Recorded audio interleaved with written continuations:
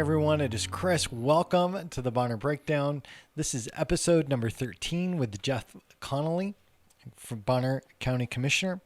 And we are bringing this episode to you via Bonner Community Housing Agency, or BCHA. You can go to bonnerhousing.org and find out more information about Bonner Community Housing Agency. We have our Finally Home class once a month at our offices, and we ask that you sign up, register if you know anybody that's interested in taking the Finally Home class. You can get information at bonnerhousing.org, and you can find out that information there. So with that, we also want to say thank you to our season sponsor, Ting. Ting Crazy Fast Fiber Internet. Ting is one of those companies that they jump into a community, they get wildly involved, and they're an internet service provider. And what an internet service provider does is they build, they light, and then they service the network that is bringing you the internet.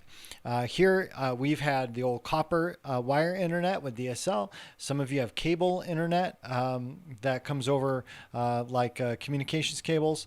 And Ting is different from both of those. It's really radically different from the old copper internet because it is extremely fast and extremely reliable. So with that, we want to say thank you to Ting as our season sponsor here. So this episode is brought to you by Bonner Community Housing Agency and Ting Crazy Fast Fiber Internet. You can get more information at ting.com, ting.com/Sandpoint. And you can check your address there if you don't already have it.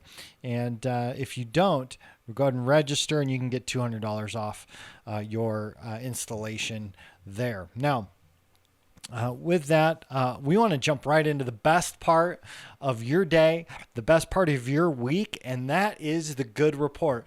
Listen, there's nothing better than grabbing a cup full of gratitude, right? And I think that whatever cup you have, you want to grab that and you want to think about those things that you're grateful for. You want to put your gratitude in the cup. We are going to toast and cheers to the good report. Every time we get a chance, we say, thank goodness, thank God, thank whoever in your world you want to thank, but we're grateful for things and we want to say thank you. And that is why we have a cheers to the good report. Now, before we do the cheers, before you're totally invigorated by cheersing by giving a toast to the good report with me, today this good report is really about people who help you out every day. There are people in your lives that do something every single day to help you. I'm always struck by how helpful this community is. But there's some people who help with the Bonner Breakdown and help with the good report, and they help out. And that's Alyssa Landtrip, who does all of our production work. She's very helpful with that. In today's episode, we have a brand new person helping produce. That's Kim Smith with Century 21. She's been very interested in figuring out how to help out. So she came on, and I'm outing you, Kim, as the producer of the show. You did a phenomenal job. Super impressed. First time out, had never touched production equipment, did a really good job. We try to make it easy. So Kim did a great job. But you know who films all of my good reports? And it's my best little producer ever. And here's her producing right now. She's going to switch it over so you can see her. And there she is. There she is doing the productions. Okay, switch it back. That's Quinn, my 7-year-old daughter. She is the production assistant for the good report. So we want to just say thank you to all the people in our lives we're grateful for helping us out in all the different ways that you help us out. So with that, we say cheers, grab your cup of gratitude, and we're going to say cheers and enjoy a great sip to the good report. Ting, there you go. We just clinked our glasses, ting, and let's take that amazing sip of gratitude. Oh man, it tastes good. I'm grateful for the good sip. All right, with that, we're going to jump right in with Jeff Connolly, episode 13 of the Bonner Breakdown. So Jeff, thanks for coming on the show. Appreciate having you on here. You are one of those guests that I've really looked forward to having on because we've always had really good conversations. We've worked together a little bit on the Barnard Regional team and things like that with the housing issue. You were on the housing subcommittee and all that. But over the course of this little time that we spend together, we're going to talk a little bit about your history. I want to hear some of the things that are really important to you as far as the county commissioner goes and some of that stuff. But we need to get your history. So Yeah. good to have you. Yeah, it's good to be here, Chris, and I appreciate you inviting me. So I was born and raised in Priest River, so I've been a resident for 61 years. Now that's telling my age, which is never a good thing when you get older, but it is what it is. And worked as a logger my whole life from the time I graduated high school, so I had 40 years in the timber industry and 15 years as a Priest River City Council person. So that's where I first got my start in government. And then I was there until elected as a county commissioner and then resigned that position to take that post. So having been here 61 years, right, and being in the logging industry for 40 years, what are the biggest changes that you've seen in the logging industry? Just in the logging industry. Yeah, the logging industry has changed a lot. It's all mechanized basically now. The people on the ground, there's a lot less people that are out there doing the job the old-fashioned way, that with the chainsaws and stuff like that. It's mostly mechanized. So that's the one thing. And then I think that there was like 14 mills in Bonner County, and now there's 3. So it's changed considerably over the years. I've got to see most of that in my 40 years. So it's safer now. Yeah, it is safer. I think so. People are in cabs mostly, and you don't see the fatalities or the real horrendous injuries that you used to see back when I started it. But gosh, that's a long time in the logging industry. It is. Yeah. I was fairly lucky. Only had a few minor injuries. Didn't have anything major. So. Oh wow, I consider myself very lucky. Yeah. So what made you step into city council in Priest River? So I think the biggest thing was to watching the changes that were coming down the road that I didn't necessarily agree with. I think that's what makes anybody get involved. Is like when you don't like what you see or what you think a trend is.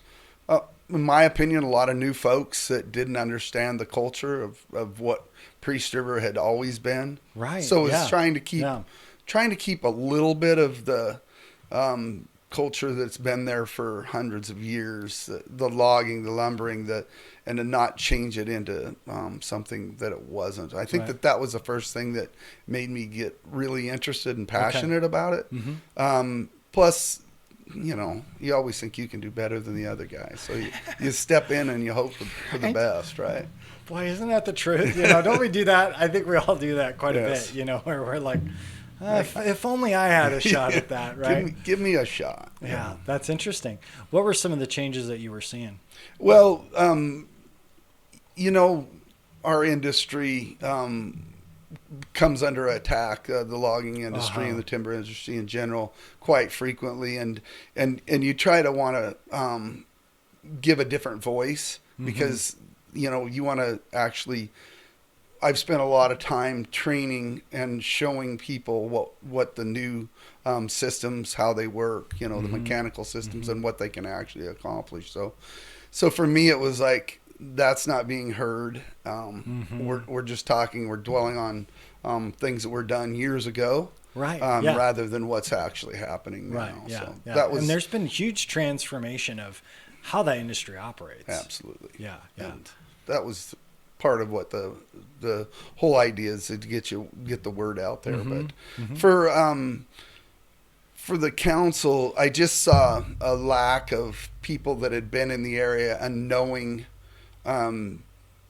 what it takes to make Priest River kind of tick, because it's not, it's a community that isn't a rich community. It's a place where a lot of people have lived for a long time, and we are making changes that were making it hard for some of the people that had been there. Yeah. So kind of I kind of wanted to steady the course, I guess. Okay. Yeah.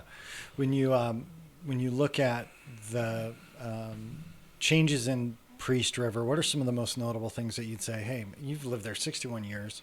What are some of the biggest changes that you have seen happen? Well, some of the mills going down had a major Huge. Yeah. issue. We had 3 large sawmills right in, within 5 miles of the city of Priest River. Mm-hmm. The jobs that eliminated was really tough on the community. So it was trying to reinvigorate, and they still are, and I still participate in the urban renewal as a chair to try to keep rethinking and reinvigorating the community. And I think we've been fairly successful. Okay. I mean, it's not Sandpoint, but we're doing some cool things down there too. Yeah, So that's awesome. That's great.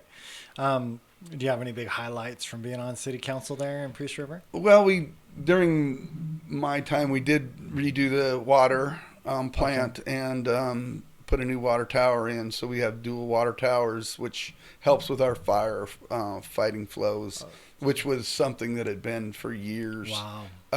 Hadn't been addressed. We also redid the sewer we had a sewer bond. So all of these things were to help with the infrastructure. Hard surfacing most of the roads, nearly all the roads now in the city of Priest River, which was a big deal. For a long time, a little bit too much status quo without trying to make the investment into the infrastructure in the city. Yeah. Well, and it's hard because there is a mindset, and maybe you can correct me on this, and I don't know about necessarily Priest River, but I notice in small towns, maybe in most towns, I don't know, but there's a mindset that because I pay county taxes and because I pay some city taxes, signing up for a bond or paying any extra for any other services should never have to happen. Yeah, we hear that, but the actuality is in my opinion anyway, being on both sides of it. Yeah. The only way you do go the extra mile is by bond, because you're really only bringing enough money in to maintain and hopefully operate the systems that you have and the infrastructure you have. To do any improvements or new things, you're destined to either have some sort of a tax or a bond issue. Otherwise, you're not going to get there. You just can't. A small community like Priest River to raise $4 million for a bond, it's just not. Or I mean, to repair your water system, it's just not possible. Yeah, it's without hard. a bond. That's hard. Yeah. So. Okay. What do you love about Priest River?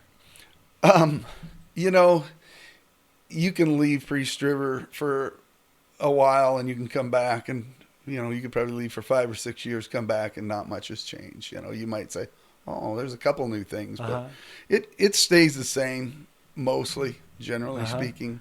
And the people, I mean, I know all the people in the town mostly, except for the newcomers, and I think that's a lot of it. It's just like everybody knows me. It's hard for me to go to the store or to the hardware store without having to spend an hour discussing all the county's business and things like that. So you're got family there, and yes. And so what's married? Yeah, I'm married for 40 years. Oh, congratulations! Almost man. 41 actually. Oh, awesome. A couple of weeks to be 41, and then have 2 grown children, of course, a 40-year-old son and a 37-year-old daughter that I just gave away in marriage. Congratulations! That's awesome.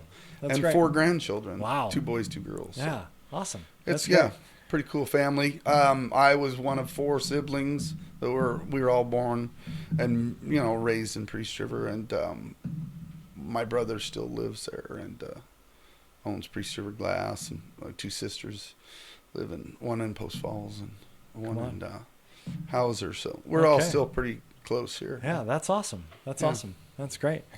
So tell me about your jump from the city council in Priest River.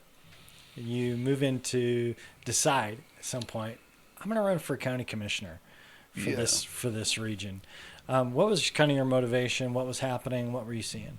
So I'd been talking about it with some of my close friends and stuff about maybe stepping up and doing something like that, and received some encouragement, and finally thought, you know, I don't believe that the candidate that is there now, that the person that's doing the job is doing the right thing for the county. What year was this?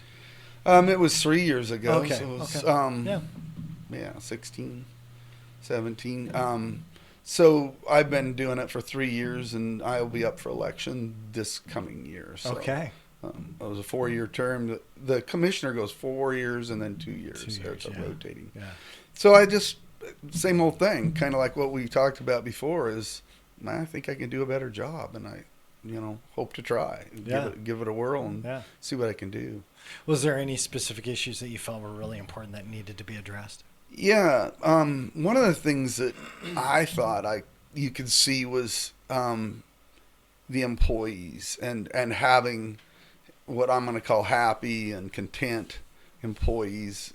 I think that they were struggling with that, and part of it was pay, part of it was supervision. One thing about with commissioners, when you have 3 different commissioners, this is something I've never dealt with before, and it's a difficult situation because generally speaking, anybody that's going to raise their hand to be a commissioner is going to be somebody that likes to be in charge. So when you have 3 people that love to be in charge, it becomes a very difficult situation. So, but we have done some great things for our employees. We feel we have given raises. We have put the employee first, Awesome. rather than we can't do it this year. We just don't have enough money. We've just backed off on some of the other stuff, Okay. and said So made the it's staff raises. a real priority. Yeah, it's raises and it's benefits, and we just did a PTO. We Okay. went from the normal vacation sick leave to a PTO Okay. program, which is really good for them, and it's good for the county also, because it allows the county to identify what our liability is and be able to keep track of it closer than Way easier. Yeah. Yeah. Yeah. No, that's awesome. That's awesome. So when you jump in, what were some big adjustments that you had to make? Obviously, not being in charge, right? Having a team in charge instead of one Yep. person. And then what were some other big shifts you had to make? Well,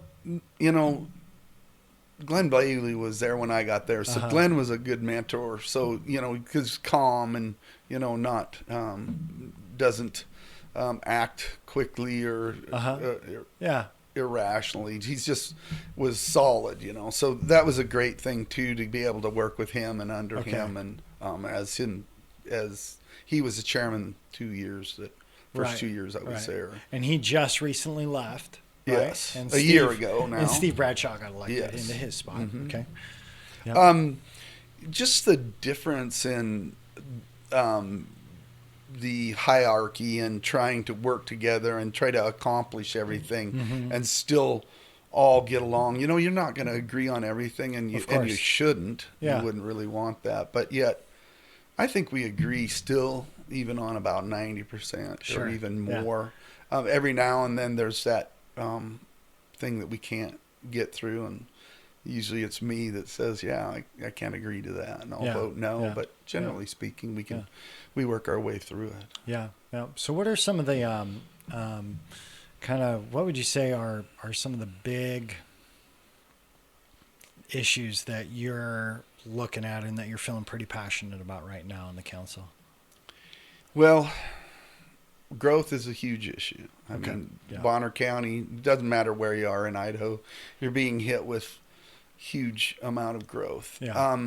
It's important for us to be able to try to do the best we can to manage growth. I mean, you're taking it as it comes to a point, but you're trying to steer it a certain direction and get it where you would rather have it. So the sub-area planning commissions, we have 5 of them now, and they're Priest Lake, Priest River, Blanchard, Sagal, and Selly. Valley, yeah. So as tough as that is to get all of these groups and they're all meeting separately, and our planning department who goes out there and meets at wherever they choose to meet. Oh, that's Usually, cool. like they meet at Priest Lake, they meet up there at either the library or at the school, and so then that encourages the people up there That's great. to participate. Yeah. And I think this is, how do you want to see your area grow, Uh-huh. rather than to sit in Sandpoint in the general and just make a call from Sandpoint. We're out there getting input Right. from the people that are there, not only the committee members, but whoever that is in the community that wants to participate. Cool. So they don't have to drive to Sandpoint to participate in something that's going to happen right in their backyard. So I think it's a great thing. And That's awesome. Milton has led that charge, Milton Allerton. Yeah. Yeah. And he seems like a sharp dude. Yes, very good. Yeah. A great find. The commissioners before us had recruited him, and it seems to be a good fit for the county. Yeah, and I appreciate that he can see the broad scope of what needs to happen, and he chooses to stay outside of the politics as the actual planner.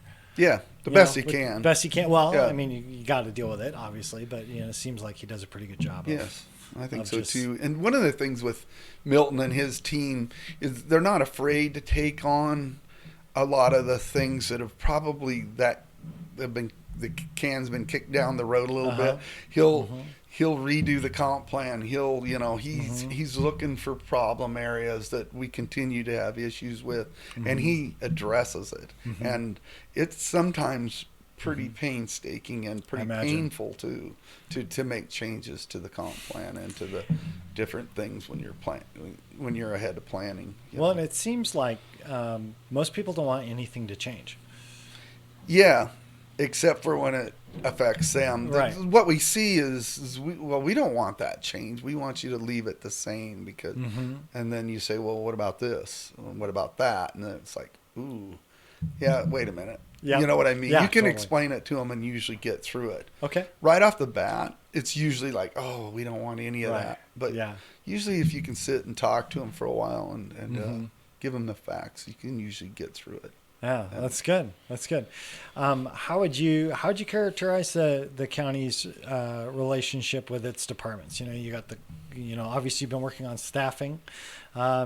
You've got several large county departments that are under your guys' supervision, and obviously then you've got like the sheriff's office, and that you kind of control a purse, but he's autonomous. So there's some different things. Do you feel like the departments all seem to be working well together and well with the commission?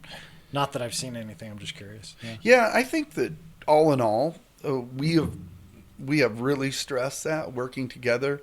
When I got into office, I really feel like there was a lot of, no, this is my little area here. You stay over there. We'll take care of this. We have tried real hard, and we have had quite a little bit of success to try to make the folks realize how important it is to work together to accomplish the common goal. The sheriff, when you talk about other electeds, that's another thing that I wasn't 100% prepared for. Okay. Is working, 9 elected officials all working together to try to get to the common goal, which is to give the people of Bonner County the best service you possibly can. Right. You got assessments. It's not always easy. There's different personalities that come into it. You're not hiring. No. Oh, yeah. Yeah. If you're hiring and firing that person, you can probably get pretty close to what you want because you're going to tell them what you expect, and if you don't get that, you're going to make a change. Yeah. But in this situation, the voters do that. Yeah. So that's good. it works all right. It's a learning curve for me to try to understand that, oh yeah, that over there, we don't get to touch any of that or do anything with that. We just try to. So I'll use the word collaborate, which is probably the most overused word out there. There's a lot of overused words right now. It's collaboration between the electeds is very important, and we're doing pretty good. I think That's good. That's good to hear. And so, what's the relationship like with the sheriff's office?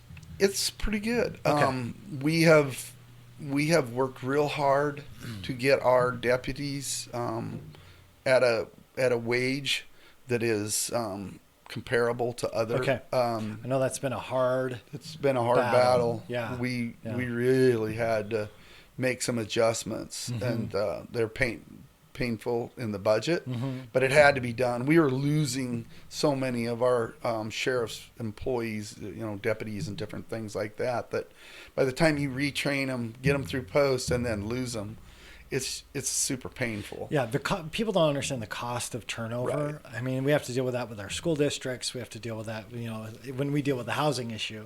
Bringing in somebody new is so expensive because of the training and everything else, and it's just like, it's pretty wild. So, when you look at the sheriff's department, you've got very strong leader in Daryl Wheeler. Yeah. I really enjoy him. I've gotten to know him over the years.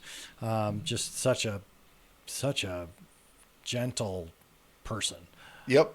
But he can really get the job done. He does. He sticks to his guns, and he's got a agenda that is solid. So yeah, well, and it seems like he sticks to his agenda. Yes, he's not going to veer to the left or right. He's very clear about what his goal is. He's down the middle. Yep. Sure.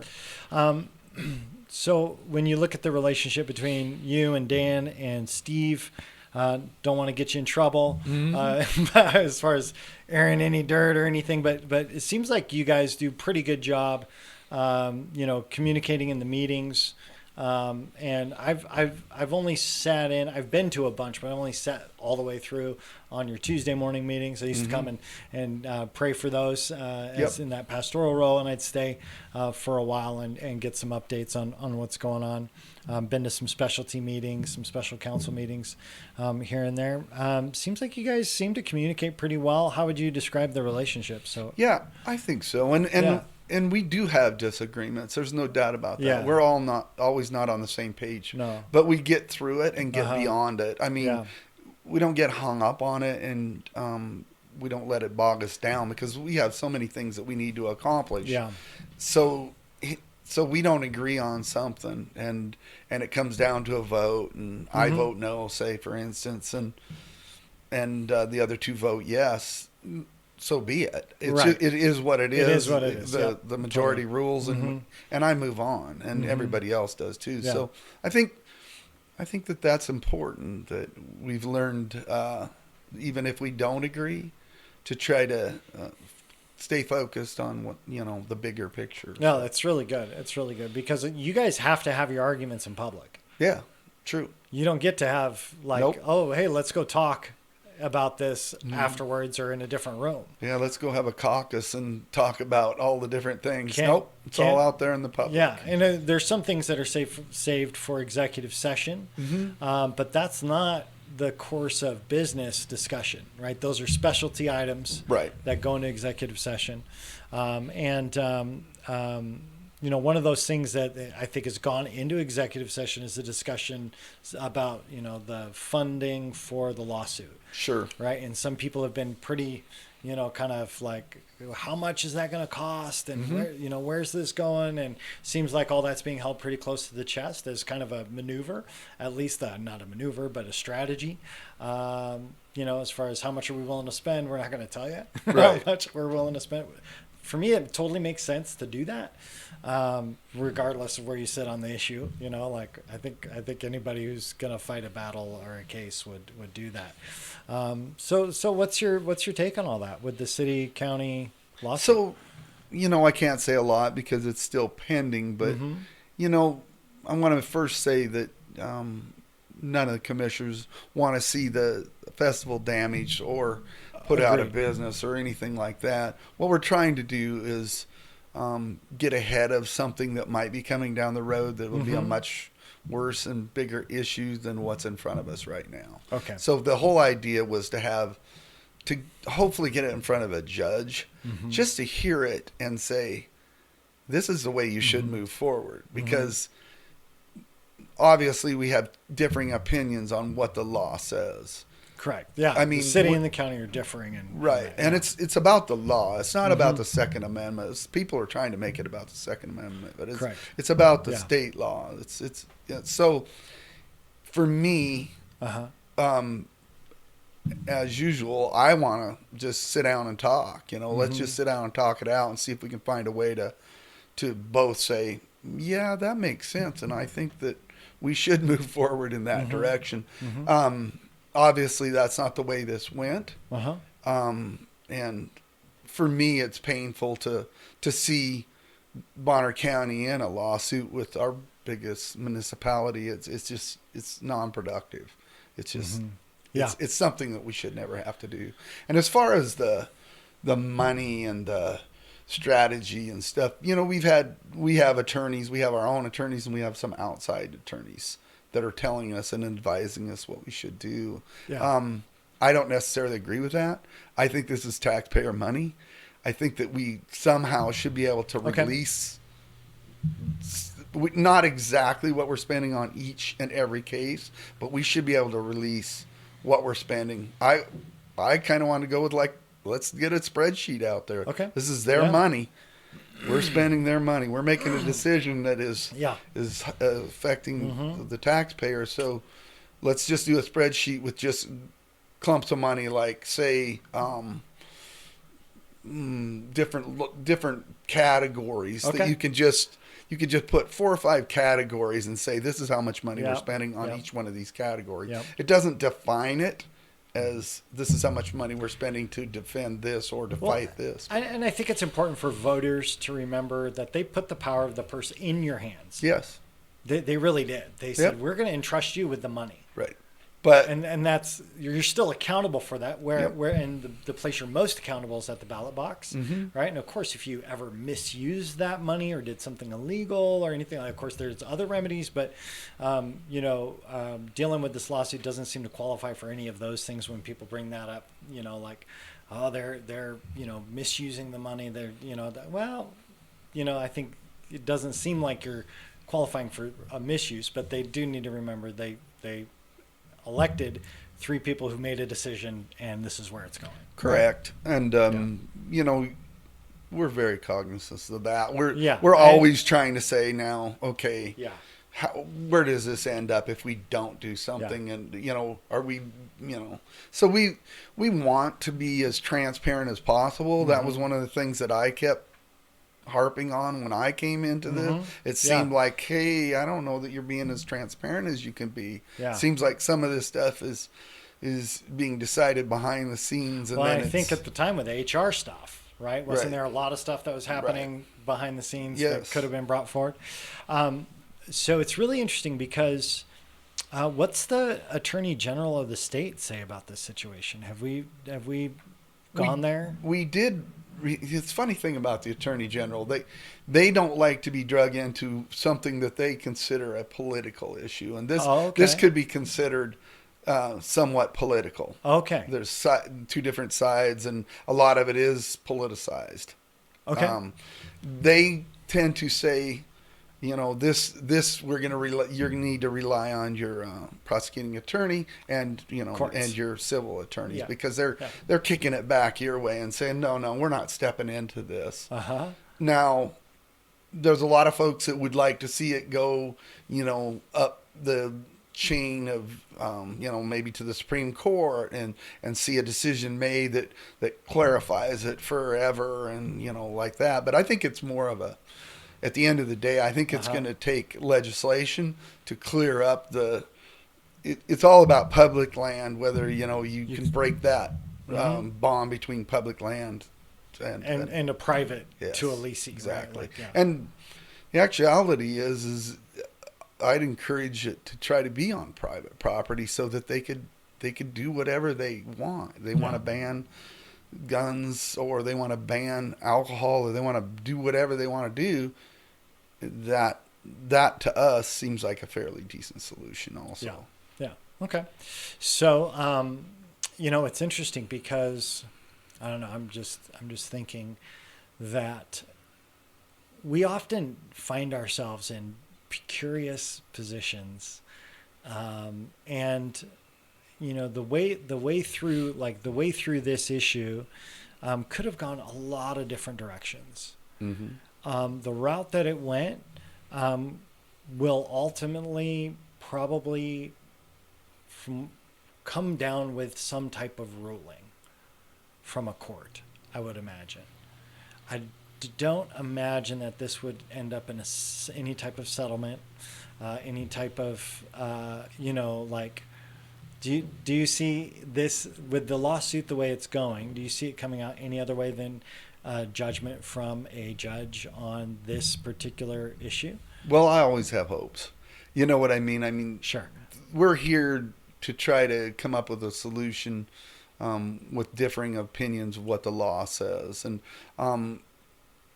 for me, and I'll just say it, I mean, it seems like the more attorneys you involve, the more convoluted the whole thing gets, and the more, you stand back and you take sides, and you don't, then the attorneys start talking more than the people that should be saying, well, isn't there a way through this, So I don't know. I still have hopes. Okay. I'm one of those ultimate hopeful people. Yeah, optimistic, man. I'm Come optimistic. on. Me too. Me too. That's great. I try to see, hey, I'm there has been discussions, so I'm always in hope. Yeah, I'm always thinking that every time we feel like it's black and white, there's a third option. Oh yeah. There's always a third option, For and sure. I just and it might not be perfect, but there's always another opportunity there, Yeah. So, well, thanks for addressing some of that, and I think it is interesting because I had Dan on here and we talked at length. I just put a little excerpt out of that conversation on the lawsuit, and he explained kind of what his process was and where he was at and why he kind of looked at it the way that he did. So appreciate you sharing, because it's helpful to know, because you guys don't get the chance to talk about this kind of stuff when you're all three sitting there making decisions. No. And we don't talk about it outside of it because you can't talk to each other. It's right? illegal. So, yeah. Yeah. Isn't that wild? Do you think that's a weird law? I think it had good intentions. I think that there was a time when people would probably just make all the decisions behind closed doors and possibly just come out. But I think that you have to give better guidance of what this means, these open meetings. It says deliberate towards the decision. I'm not sure how you start and stop that. You know what I mean? I mean, you can have a discussion. It's a hard one. That's a tough one. It's another one of the things that's in the state's hands, as far as I'm sure when they drew it up it seemed like it made perfectly good sense, but by the time it gets amended and gets to us and it's tough to try to get done what they want you to do without being able to discuss stuff. Well, and I love the concept of open discussions and being able to have set up time for conversations, even if it's in the public forum, like open to the public. I think technology has changed what a public forum looks like. For sure. We're in a public forum right now. Correct. You and I are having a private conversation in our little studio in the basement of the housing agency, and it's public. Yep. Right? Where anybody can come look at this, watch it, see it, and they can see, hey, here's the entire process that Jeff has. Here's the process Chris has. There's no behind, but as soon as the camera's off, is there another conversation happening? People ask those types of questions. So there's an issue with technology, but still, I think man, I'm noticing all the subgroup meetings are online. All the county commissioner meetings are online. Right. Planning and zoning meetings are online. All this stuff is online. And if you guys decided to have we're gonna have an internal conversation at this, and we're gonna put it online, does that count as an open meeting? Or does it require people to ask questions? No, it doesn't require people to ask questions. Actually, you're not required to have public participation. You're you're encouraged, but you're not required. It's a public meeting, which means that the public can observe, your meeting, but it doesn't mean that you have to take and answer questions or anything like that. that is something that we all agree that needs to be done. I mean, we want the public to participate, but Yeah. we want the public to also behave in a fashion that's not rude or obnoxious towards anybody. You know? That's I why mean, online is so much better, because they can just get it all out on their keyboards, and you don't have to read the comments. yeah, Right? I guess. I question that because I I'm know, I a little know. old school and I'm with you, I I'm don't with do the Facebook thing. Yeah. I'm just not that person. Yeah. I'll just call you up on the phone or come over and talk to you if I've got an issue with you. I'd Yep. rather face Come to on. face with you, Yeah, that's rather than say something on Facebook Mm-hmm. and have that misconstrued or have a bunch of other people jump in. I mean, I'm more of a one-on-one type of guy that wants to have a discussion and air it out. That's great. That's great. All right, everybody, we're going to take a moment. We're going to talk about our sponsor, Ting. They're sponsoring this whole season, and Ting is crazy fast fiber internet. You can go to ting.com/Sandpoint and get information, put in your address, see if there is Ting at your address. If it is not there, make sure you pre-register, because you will save money on the installation. So one of the questions that we get about Ting is, what is fiber? Well, fiber is an equalizer. It levels the playing field, especially when it comes to high-speed internet infrastructure. Most developed nations have high-speed internet all over their countries. America, not so much. Small towns like ours, it took a long time for us to get fiber internet. But now that we have it, Ting is the equalizer for extremely fast internet. Fiber is fast, it is reliable, with a huge capacity for future growth. And I think that's really important to keep in mind. As technology evolves, we'll need stronger and better internet. Fiber factors this growth in from the start because it's rapidly and massively expandable on its current network. And that's why they actually put the feed directly up to your house. It's not being pared down over and over and over and over again. You actually get the full speed directly to your location, which is just absolutely wonderful. Ting gigabit internet runs at 1,000 megabytes per second, and that Ting gigabit internet fiber costs $89 a month, plus your startup fees for unlimited monthly data with no caps or limits on what you use. Ting internet does not do contracts or termination fees, and customers are free to leave Ting at any time. See, Ting thinks the best service at the best possible price is the best retention strategy that they need. So with that, check it out, ting.com, ting.com/Sandpoint. Check your address and get Ting gigabit fiber internet today for $89 a month. And we're going to jump back in here to our conversation. So, well, and we saw that the reason, and I don't think I've ever described what brought about this podcast on the air yet. So, and this came out of one of our Bonner Regional team meetings, right? So we're all sitting around, and the question was, and this is when it was hosted the last time it was at the county offices. And the question was, what's some of the biggest challenges that you have in your community? And we're going around and I'm listening and I'm hearing over and over and over communication. Mm-hmm. Can't get my message out.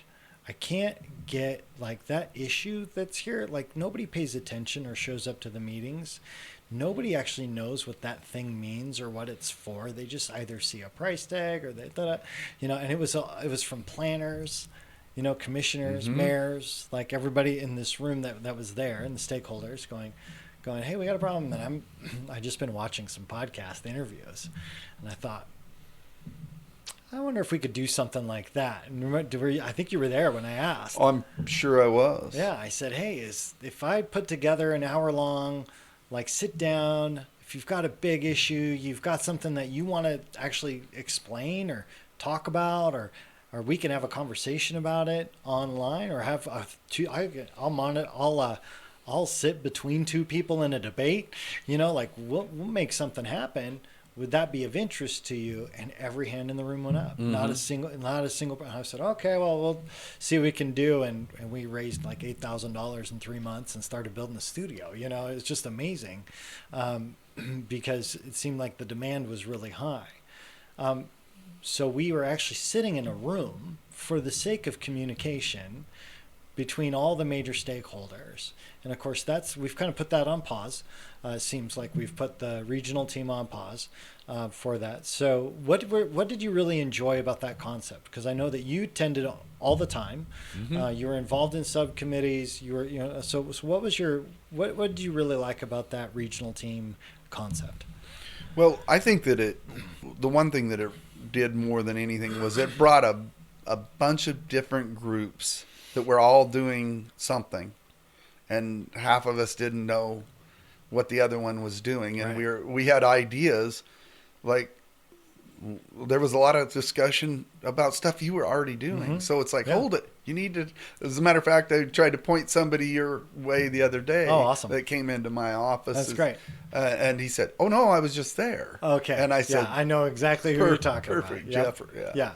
So I think that number one, it was a great spot to be able to air out and just show what everybody was doing or already Correct, doing, yeah. so that we could say, let's not redo that. Because one of the things that I've seen with these communities is they tend to have a couple of, at least, if not three, different committees or groups doing similar or the same things. Right. We should, Yeah. if we could get it all working in one, we could be much more effective. So that was one of the things that intrigued me, and plus it gave me a chance to sit down with a lot of the people that I don't generally are not in my circle, and have a discussion and have an open discussion and an honest discussion about different things that we disagree on, and Yeah. try to come to some way to find a way to move forward, which I don't know that we did that. We were in the No. infancy stage of it, but No, what we it didn't. did do, it created relationships with people that normally wouldn't have a relationship. Totally true. So I mean, you can Absolutely. I can call Shelby, I can call you, I can and I can get input. I feel comfortable with that, whereas maybe before I didn't. So. Right, because you spend a little bit of time in a room and you start to hear people's mindset, right? And that's one of the things I appreciated about that was you could hear how people thought. Right. It was hilarious because I was watching somebody explain a topic, and they were drawing all straight lines. I think I showed this to you. And then someone else come up and they did everything in circles. Yep. And I'm like, oh, this is hilarious because they're a linear thinker and they're everything's connected. All the circles connect. And this guy's like, no, that's a line here. This is a line down, Yeah. So it's just fun to see how people think. One of the things that I think that in a way that would honor the open meeting laws for the county, and in a way that would allow for open dialogue and input between stakeholders. And I'm great with the public watching, no problem with that. But being able to create a mechanism where the county could have staff at a meeting like that, I think would be so, just even if it was once a quarter or once every 6 months, even if it's just to shake hands and get to know each other better, something, because the relationships is what really I think was the biggest benefit of those things. So there was a bunch of things that I really loved about that, and I think finding a way to create a mechanism for that. I talked to Dan about that a little bit. He's like, oh, as long as we're able to keep the open meeting laws and da-da-da. And I'm like, okay, we're not deliberating on actual decisions. We're just talking about systems and processes primarily. Like, where's this at, and what's happening there, and how can we help? Right. Each other out in our processes. So I'm really hoping that we can create an avenue for that. I was blown away by the concept that was the goal of that group, was to regionalize the region. I mean, that was shocking to me that was even a concept that people were concerned about. Do you kind of have an idea on where that actually came from? Well, Yeah, I It can was try never to discussed or talked about or well, ever I can, anything that we yeah, talked I about. mean, I think that when we it may have got a lot of wind in its sails when we named it Bonner Regional Team, Mm-hmm. but it didn't matter because 7B was, you know, that was a hated name, you know. So we were Okay, just yeah. trying to see something or bring something forward that Mm-hmm. was um, nobody nobody could come up with a reason why this won't work. I mean, when we picked the name, it was just It just there is wasn't what it anything is. to it. Yeah. It wasn't about regionalization. It wasn't about trying to. What it was is to try to get everybody at the table that Just could talk. possibly help each other. Yeah. Now, for some reason, it got to regionalization of actually government, of like, you know, well, there'd be one government in Bonner County or something like that. I mean, that was absolutely never discussed. Now, what was discussed is regionalization of sewage, and it was we had a discussion. Milton and I met with Southside Sewer District, and um, I think DQ was there, and we're Mm-hmm. just trying to figure out, you know, we have a lot of little sewer systems over there on that side of the lake, Mm-hmm. and trying to figure out how we can all work together to try to, you know, utilize Right. not septic systems when we're getting this denser population.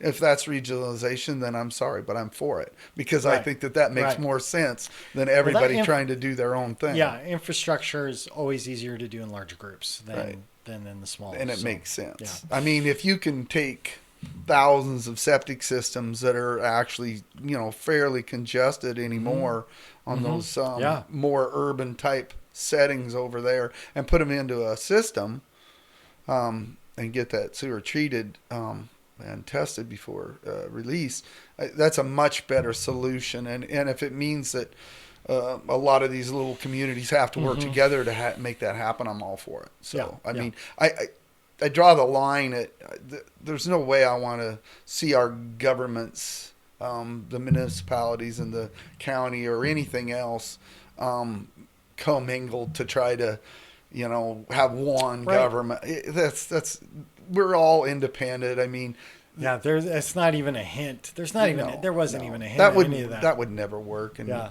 I don't know anybody I that would haven't even heard think of a single person talking about, except for the I wouldn't call it conspiracy theory, but pretty close. yeah, That there's some plot to get the Quad Cities into one city. yeah, Have you ever heard anybody talk about Kootenai and Ponderay and Dover no. all being folded into Sandpoint? Like No. Sandpoint's this giant sucking sound. Well, I've oh, never heard that. it would never happen. They're very independent Yeah. municipalities, and they're not interested in that. And No. um, but as far as working together on infrastructure, critical infrastructure, I don't think it's a bad idea. Yeah. What you can, I mean, they all share water Sure. right now. Well, yeah. And, Well, we look at Sandpoint's, servicing, yeah. Ponderay and that whole Plus, area. they share sewer to a Mm-hmm. certain extent. I Mm-hmm. mean, Yep. so And I could see this. I could see Sandpoint water and sewer. Eventually working in Dover. sure. Spreading that direction. Dover's got its own setup, but I They could got see it. them. Dover has a very good, Mm-hmm. pretty much brand new sewer system. So, Yep. Yep. and quite a bit of capacity. Mm-hmm. But I mean, if there's ways to work that into some of the outlying or edge areas, and Mm-hmm. incorporate to me, I mean, we keep. I think that there was a lot of talk about the area of city impact, and boy, that's gotten really crazy too because everybody thinks that means something, and I just don't know what it means. You got the city saying, well, the county's trying to do this. You got the county saying, well, no, we don't. We're just trying to come up with a plan that makes more sense than having your area of city impact go clear up on a mountain somewhere that's Mm-hmm. really not, because statute tries to guide you to where you would annex over 10-year period, and I think Okay. that that's not where we're at. Well, And and from what I understood in the conversation on annexation itself, it doesn't seem like there's any pushback from the county towards any proposals of annexation. Absolutely think it should be the way it is. I mean, Yeah. I believe that it should be annexed into the city if it's going to be urbanized and if it's going to be that congested or that city like. Okay. It should be Yeah. in the city. I want it to be managed by a city. Okay. Yeah. And I've encouraged, several times people have said, well, I don't want you putting that subdivision right here on our border, and we don't think that that's the right thing to do. I said, well, then work with the developer and annex it. I'd support that Yeah. because I think that that's the right thing to Yeah. do. Yeah. Yeah. And generally speaking, when you get up here in Ponderay and Kootenai, it's a little different because they don't control their water or sewer. Okay. So, but like say in the city of Priest River, if there's somebody that wants to do a development on the edge of the city, more than likely they're going to need those that infrastructure, that water and sewers to do that. So Right. they're Yep. going to Yep. approach the city Mhm. to get Mhm. annexed in.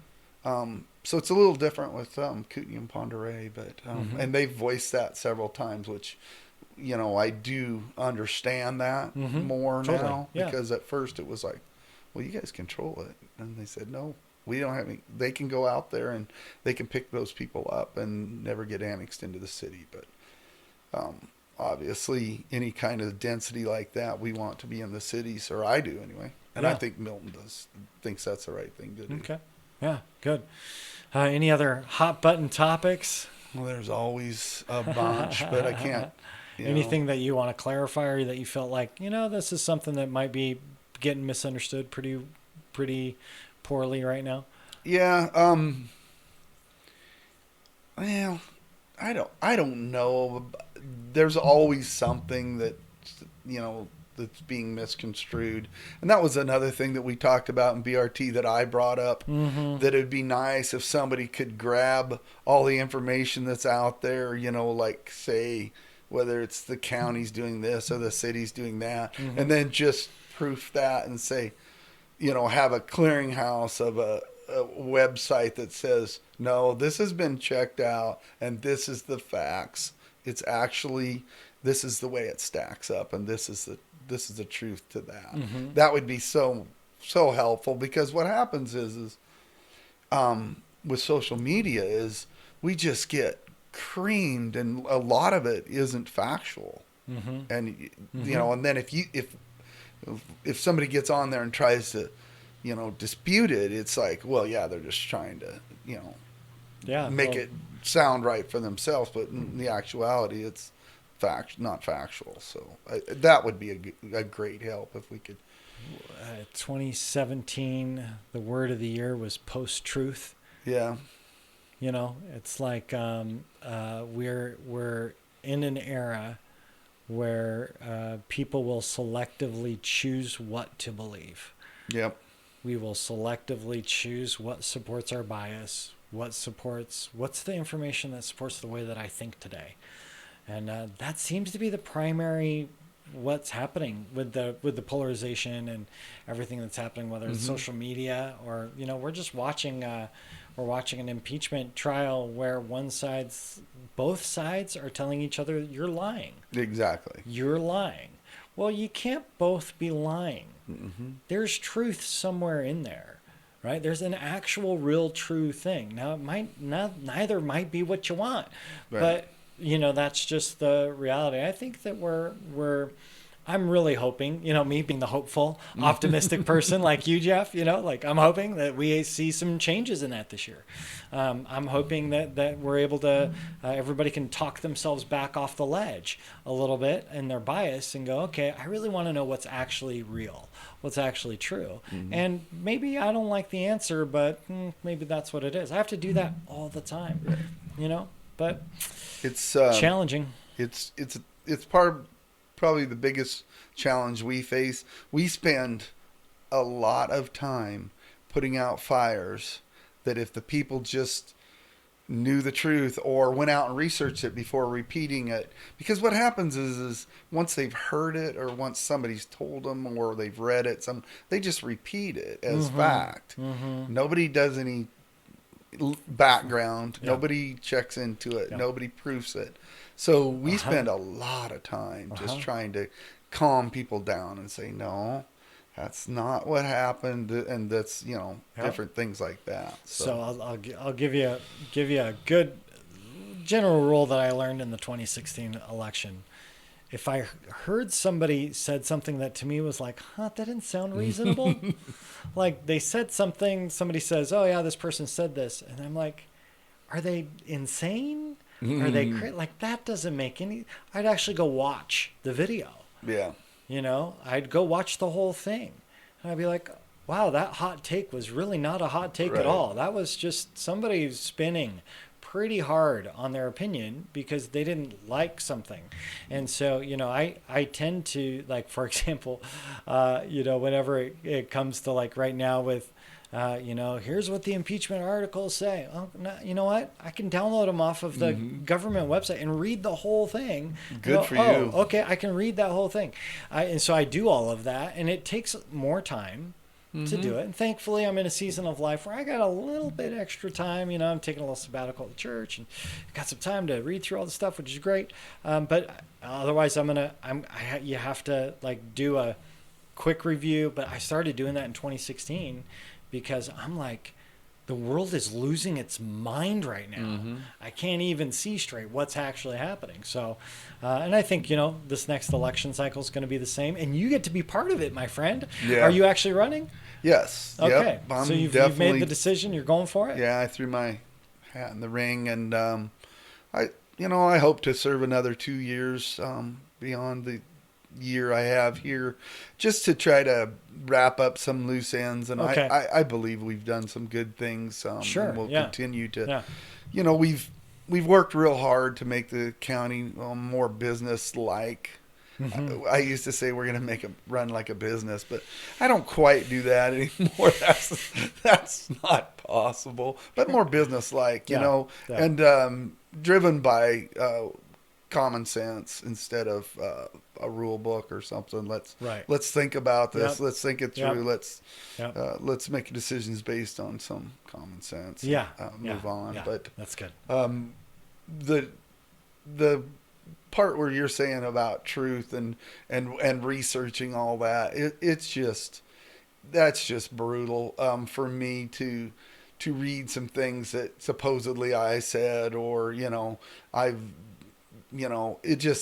it drives me crazy. I just have to ignore it and walk away because otherwise it will eat you up. This job is being a commissioner is highly stressful. There's a lot of pains that come with it, Well, and how do you it's hard to refute people who, no matter what you say, will not believe you. Right. That's true. That's out there. No matter it doesn't matter what you facts, say. They've made their judgments, man. They don't care what you do. What facts you have, when you face them with, they still. And sadly enough, I think then you restrict the people that would probably run for something like county commissioner, because they're like, oh, I'm not putting myself into that. Totally. Oh man, that's just not what I want. To do, especially if you have, younger children or something. Your family's exposed to a bunch of stuff. Yeah. Luckily, my kids are older, and they can stand back and watch it and say, oh, that's and that's too bad. And it's stressful on the spouse. It's stressful. My gosh, we all have differing opinions. And when if you can't sit and discuss it rather than make threats and accusations, then we have a real problem. Right. I mean, there's a lot of things that I disagree with a lot of people, but if I can't sit like you and I are sitting and discuss it, then I just won't go there. Why would I even put myself in that position? It's just not worth it. I'll just walk away from that situation. I find if the general, I think if the online community at large stopped trying to read people's minds, we'd be great. Yeah. Because we always have to read their mind, and their motive was really this, even though they've never said it or gone there. But we pretend to read people's minds. I think mind reading is probably the worst way of thinking that I see so often, especially about politicians. And Yeah. and like, oh, he made a decision I didn't like, therefore he's nefariously evil, Right. and must want to take He's over the world. And he's associated with these people or that, and Right. that doesn't Yeah. have anything to do Yeah. with it. So what do you think's coming around the pike? When you look ahead, obviously you're going to be in, hopefully for you, you're wanting to finish out this year in a couple more years. If you look out 5 years, 10 years, what are you seeing happening? Like, what's kind of your future outlook for the region? Well, one of the things that worries me probably the most is explosive growth and lack of infrastructure to handle that explosive growth. I mean, it's daunting to look out there and see the people that are flooding to our area and Yeah. realize that we're really not very well prepared for that. Right. So that's probably the hardest thing that I see coming down the road. I do see a lot of positive things. Like what? Dair, the company that is now building the airplanes, I've met with those folks. Super positive group. I'm positive they're gonna bring a lot of good things to the Sandpoint area. Yeah, that's awesome. They just have a great business outlook and just their commitment to the company and the community. So I'm really quite positive that small that's going to town be a good thing. company that's it's made good. made it big. Got to meet all of the CEO, the president of Good. the owner. Those pretty intense, but very interesting folks from France. That's awesome. Well, Jeff, man, I appreciate you coming on. Yeah. We'll have you back on, as I will have all the people running for office back in the fall, and get you in here, and you can talk about kind of your priorities and what you're looking at and all that kind of stuff, and do your campaign interview. Right. I love the politics of it all. Awesome. Well, thanks for coming on. Sure. Yeah, appreciate it. And, Anytime. We'll have you on again soon. Okay. Thanks. Thank you for watching this episode of the Bonner Breakdown. Special thanks to Ting and BCHA for sponsoring this show. For more shows or to be a guest, please visit bonnerbreakdown.com. Have a great day.